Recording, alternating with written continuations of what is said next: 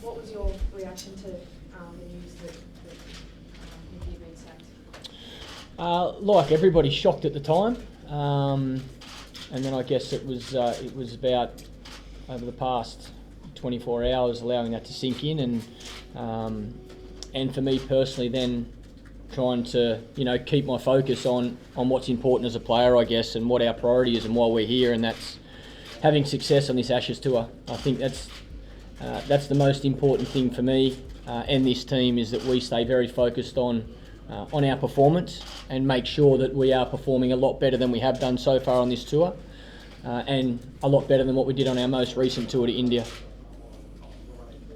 But Michael, do you agree with the decision that was made? Do you think it was the right call if he wasn't named? Yeah, look, I think this is a decision made by Cricket Australia. It's had nothing to do with the players. It's had nothing to do with me personally. Cricket Australia have made this call, and like I say, for us as a playing group, and now Darren, it's really important that we look forward to what we have ahead of us, and make sure we're really focused on having success on this tour.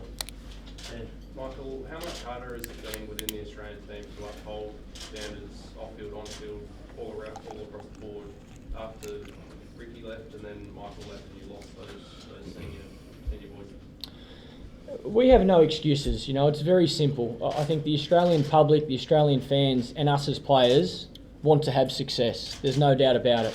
We know what the expectations and standards are off the field as well in regards to behaviour, and we have no excuses for not upholding those values. Like I say, we've been very disappointed with our performances so far on this tour, and we have to turn that around. No doubt we have a young team after losing, or less experienced team after losing Michael Hussey and Ricky Ponting, but that's not an excuse. I think we are very lucky in Australia. We're brought up with a fantastic system in the first class system where standards apply there as well. So we know the behaviours that are required to be an Australian cricketer. We know what performances are expected of us as an Australian cricketer, and we need to improve in both areas. Michael, if you know what these performances and standards are, why haven't they been upheld?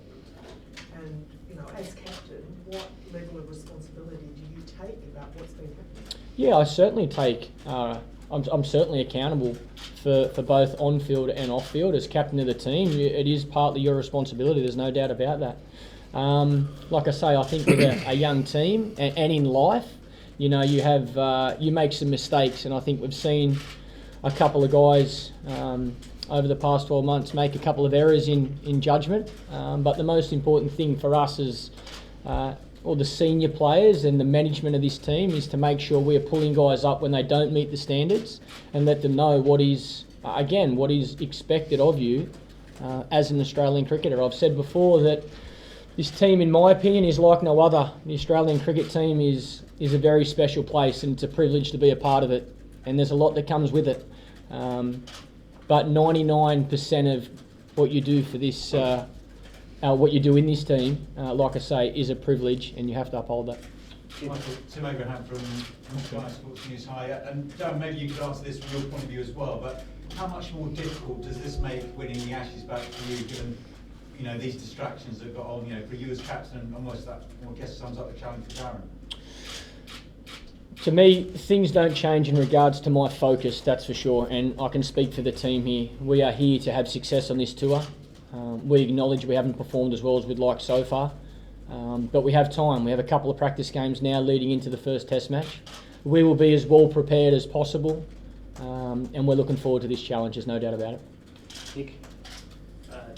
Felt pressure straight away, but can you still win the Ashes? Yes, definitely. It's a challenge for all the playing group and everyone involved in Cricket Australia. The team is going to play a certain way. We're going to play an aggressive brand of cricket that entertains people and fans, but also gets the job done on and off the field. So I'm excited by the challenge. Certainly looking forward to working with Michael closely and the rest of the team members, and looking forward to them having some success throughout this tour. Mary? Among the many plaudits that you've received just in the last few hours when it's been mentioned that you highly respect obviously what you do on the field, but also for gratitude off the field, that you're old school, and ironically that you appreciate the role that it is in maybe team cohesion and so forth. Can you clarify what role that does play, what sort of approach you take to There won't be any ongoing problems. We'll get everything right off the field and on the field. It's important to talk about the game, whether it's with a beer or a Diet Coke. I don't mind, to be perfectly honest. It's about learning the game and improving our skills on and off the field, and that's what we're about over this journey over the next 2 months with the Ashes. Learning about ourselves as cricketers and people, which is really important, and performing at the level that everyone would expect back home for us to do. So that's probably where that comes into it, more learning about how we want to go about things. Well, what would you do differently? Well, that's for me to know. Andy? Sorry, Andy Wilson, Guardian. There's a bit of talk about other people you might bring in, Darren, and Warner's names have been mentioned. Can you give us an answer on Well, we'd love him in the room, wouldn't we? Look, the past legends, that's what we're about as well, having guys involved in our current structure and having some sort of input. I mean, you don't have a guy take 700 test wickets and not use him if he's around the place. So, he's always welcome, as are anyone that's represented Australia in our dressing room. So we'll be looking after the past players and using their knowledge and looking for guidance and advice along the way. So if he's around, which I know he's commentating with Sky all the time, we'll certainly use him. Have many people like him already been in touch with you since the appointment with Ken? Yeah, they've been. I've had some great messages. So yeah, they're a very important part of what we're trying to create. Darren, how do you sort of walk that line between, I suppose, a bit of authority, but also kind of being a friend to the players? You seem to have struck that balance in Queensland. Yeah, it's tough, but it's honesty. It's all about honesty. Dealing with anything that comes up straight away. Leave no stone unturned. Make sure you've dealt with every issue straight away.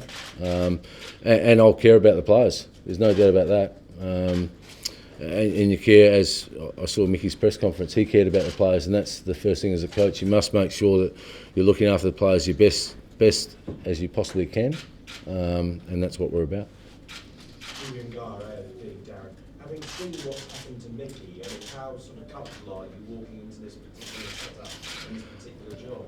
Well, if Michael gets some runs and we win a few games, I'm okay, aren't I? But that's part and parcel of professional sport. So at the end of the day, if we don't win, then I'll go. That's what happens. So it happens a fair bit in this country with EPL teams, doesn't it? So, that's what goes with the job.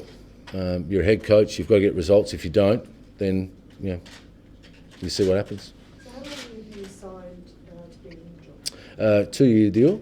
So looking forward to that, and looking forward to working with Cricket Australia closely and all the players and getting the right structure in place that allows us to play and entertain people. I'm just confused though what your role is going to be. You're talking about bringing other people in, yet having players responsible, but then also looking after and caring for the players. I mean, can you more specifically define perhaps what your 3 top priorities will be now that you're head coach? Probably win for a start, and my priorities will be with the players and myself. So that's a big one for me. Yeah. Darren, you have been over the last couple of years with Queensland as an observer of the Australian structure.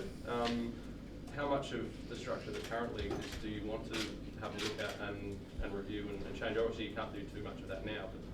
The current structure will stay. So obviously I've come in to replace Mickey and work through the issues that we face to produce some good cricket, obviously win test matches for Australia, and that's the first and foremost at our minds, preparing the players well enough to play in that first test. What about your support staff? They'll stay the same. Tim? Darren, from a positive point of view, Michael Vaughan's tweeted this morning saying, "Oh, this is bad news for England." Darren Lehmann's sort of at the helm. From a positive point of view, after these setbacks, I guess maybe for you as well, Mike. Someone must have hacked his account. Surely he didn't say something positive. Turning it around, is there a feeling that this actually could galvanise the squad, make you more determined for people who have written off Australia even more now? Look, playing for Australia is enough to galvanise the team. When you get that baggy green cap in your hand, that's as special as it comes. So we don't need anything else to galvanise us. Darren, almost something like a challenge. Yeah, well, he's a good Yorkshireman, isn't he, Vaughnie? So I had a lot to do with him, obviously, when my days at Yorkshire. But yeah, it's a challenge for all of us. Look, the challenge for us to get ready for that first Test match and compete and be consistent, and that's what we want to be. So, it's going to be a good road for us, an exciting road, exciting journey for all the players and support staff, and we're going to meet it head on. You know what it takes to succeed. You know what a successful dressing room is. Does it matter 2 weeks before an Ashes that such a dramatic change has taken place? No. Ben. Michael, why have you decided to step aside as a selector? Look, I had a few conversations with James Sutherland and Pat Howard when I returned from India.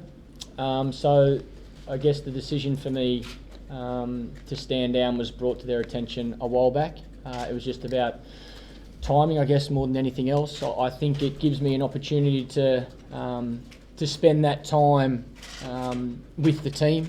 You know, being, as I've experienced, being a selector is a full-time job, and for me, I'd much prefer to be concentrating on the boys and being able to help them as much as I possibly can in regards to preparation and also, you know, our performance. Like I say, our performances haven't been as good as we would have liked. So me, that extra time gives me the chance to help the team. Can it strain the relationship with players, being a selector when you're the captain of the side? Look, I think I have a fantastic relationship with the guys. I think, you know, they respected my position as a selector. The decision I've made is wholly and solely something that I felt personally. I felt it was the right time for me to step aside and like I say, focus on giving the team as much as I possibly can. Last question, Nick.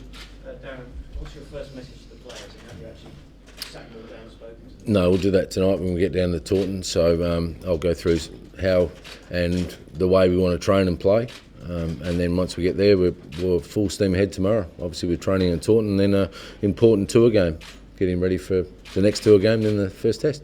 Michael, is this a kick up the backside that the players really needed? I'm sure this comes as a massive shock to them. No doubt it's a shock to all the players. I think we understand though that we haven't performed as well as we'd like. That's a no-brainer. Our performances in India were unacceptable.